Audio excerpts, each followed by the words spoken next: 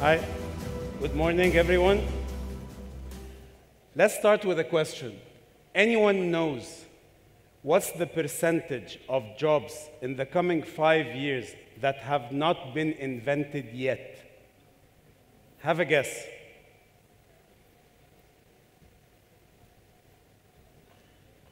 Five, 10, 15?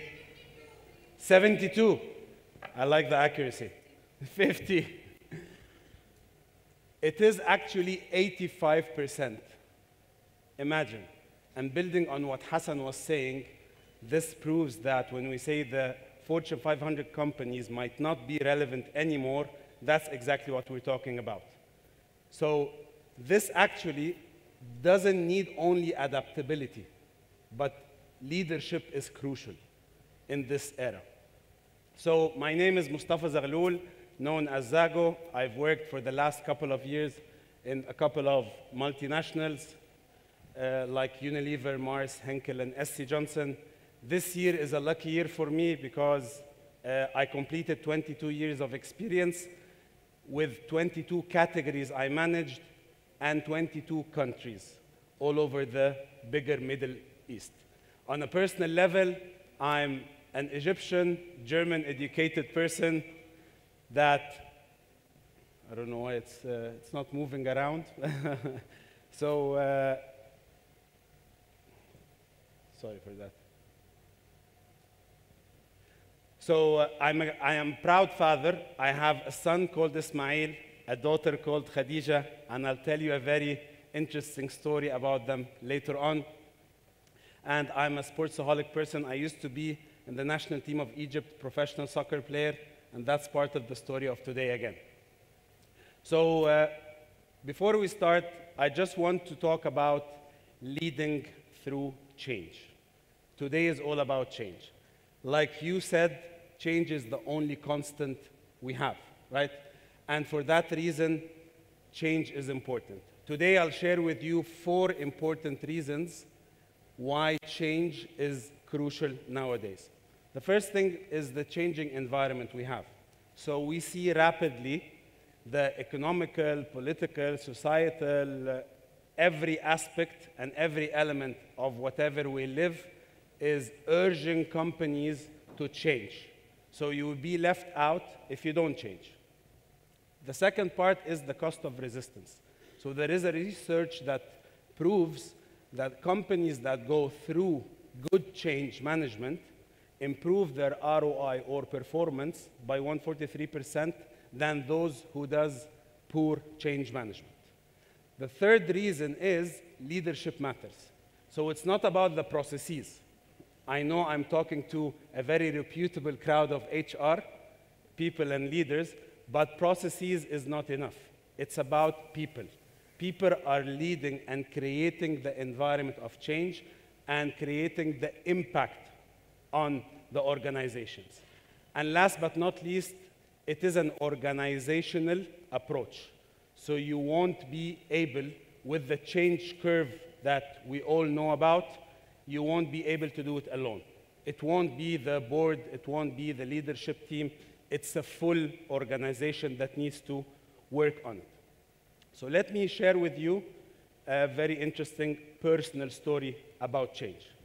So 2019, 2020, around those couple of months or 2 years, those were the most harmful years for me.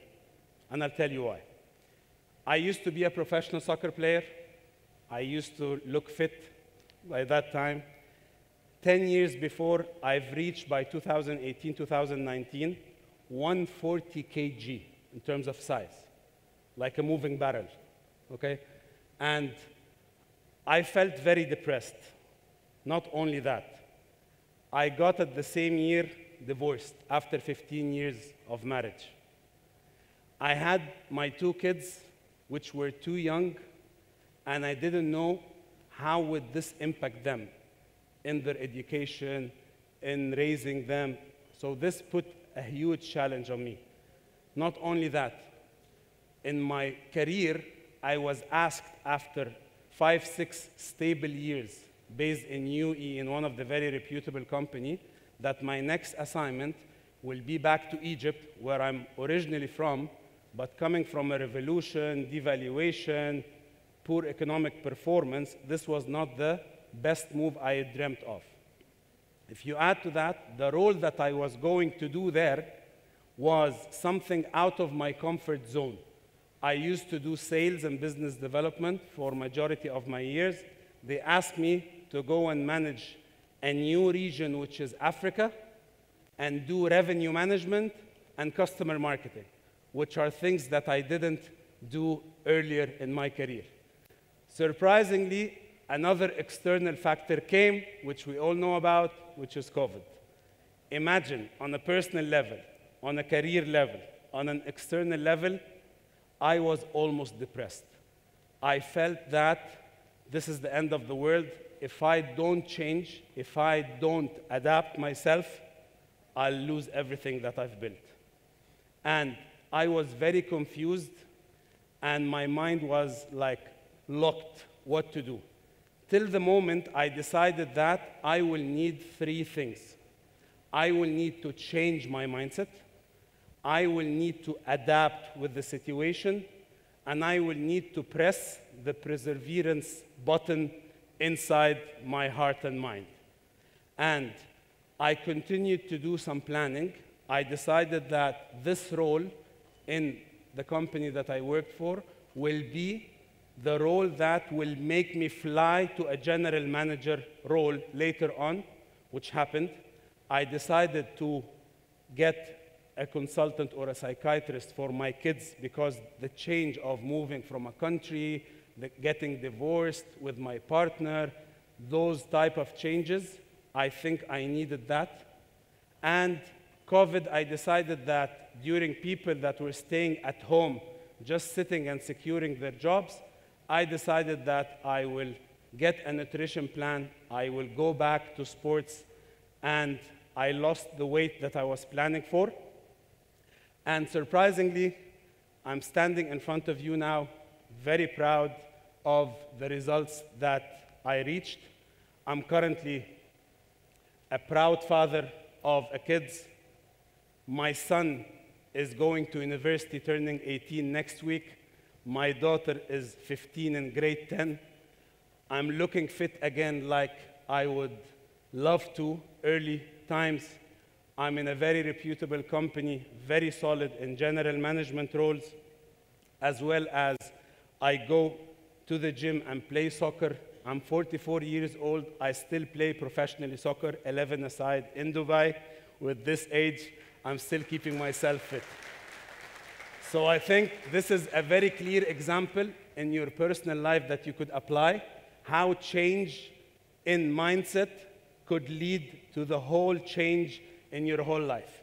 And today, I want to share with you 5 strategies that I personally applied, and what's more important, how relevant are those 5 strategies to our corporate world. So we all manage companies, and I think this will resonate with you with some good examples about companies that have done those changes. So the first strategy is actually vision. So if you have your vision clear and you've set your from point A to point B, where do you want to reach, set your strategies, drive the whole organization from top bottom. This is the vision, what we want to do, guys, in the coming 1, 2, 5, 10 years, and this is what Microsoft did. Nadia Sataya got the role of CEO in 2014, and she was very noticing that Microsoft at that time had a very rigid culture. And I'm talking to HR, so you understand what I'm talking about. Rigid culture, people were not enjoying work, so she decided that the vision at that time for her being a CEO is to transform this culture, to change this culture. And she set the vision, and she started to communicate this vision across all stakeholders, and you can see where Microsoft is now since 2014. The second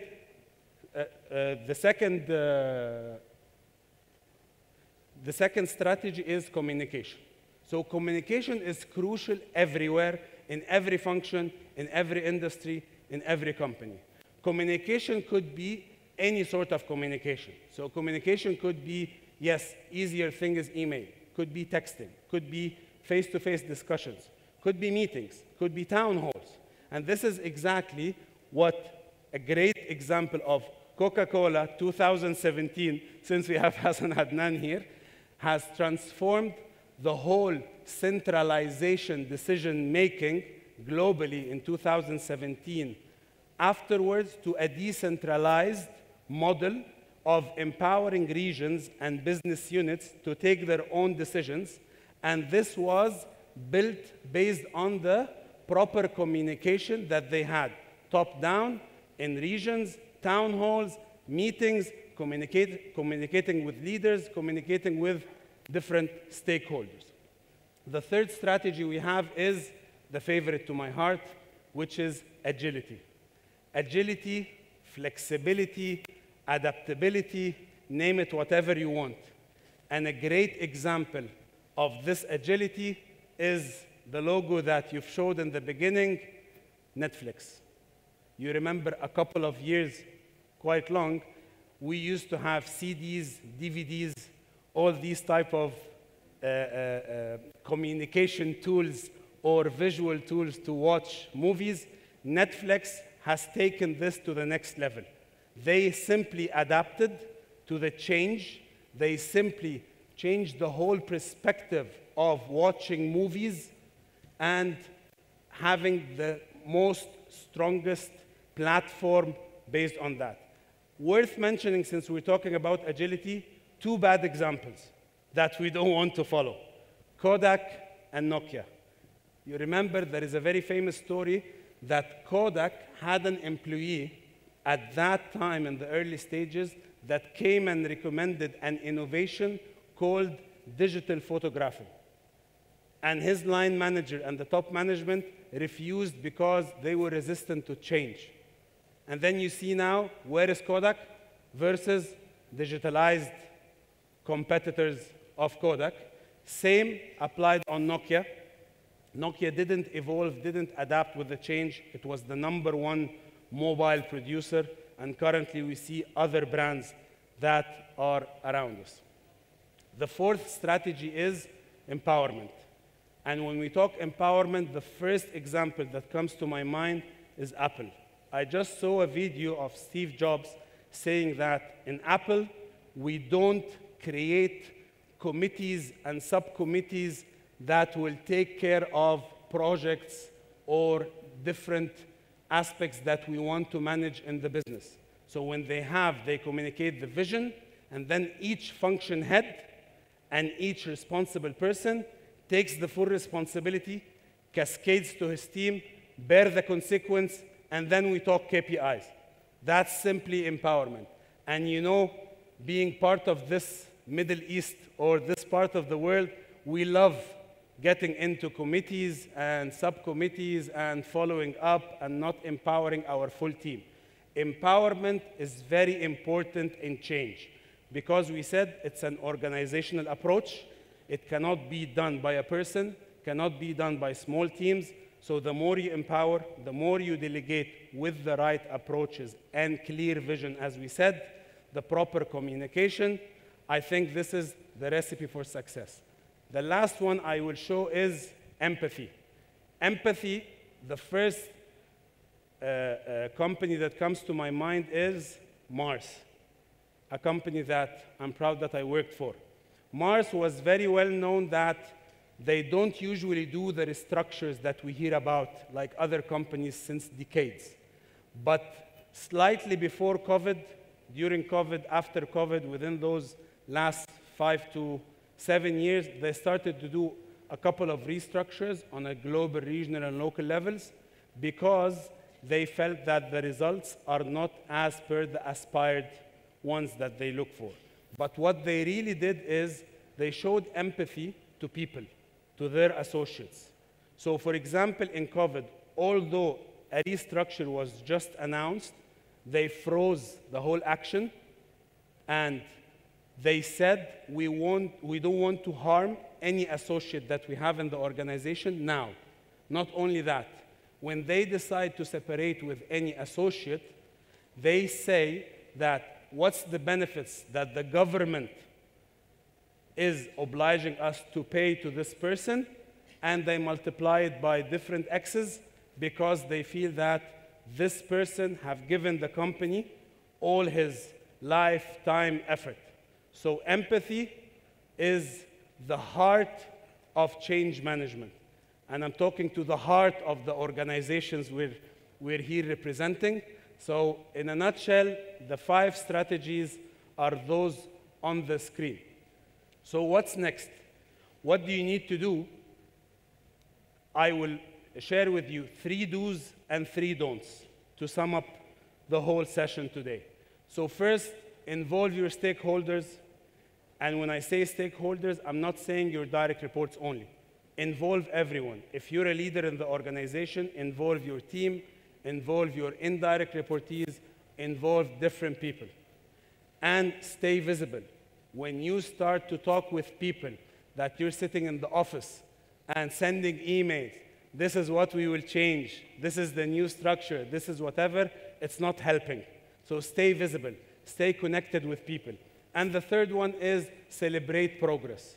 Sometimes our human nature tend to celebrate or believe that celebration is, I don't know what happened, celebration is something on big milestones. No, it's not. On big milestones, it could be, but celebrate very small milestones. Celebrate a piece of communication that happened. Celebrate someone that did a small change in his team or with a customer. So I urge you, please, to focus on those 3 points and to embrace change. If we,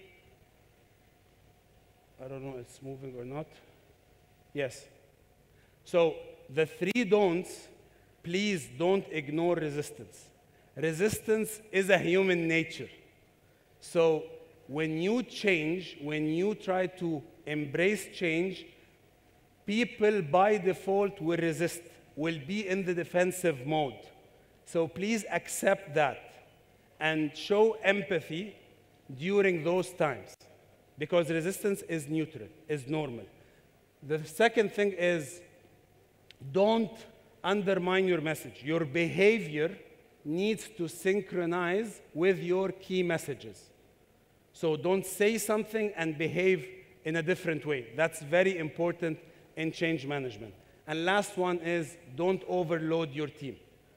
Your team is already pressured. Pressure is, again, something very natural in change management, so don't overload them with pressure. I will leave you with this quote because this summarized it all. Leaders don't just manage change, they create the conditions for success. With this, I thank you very much, and I would be very humble if you follow me on the LinkedIn.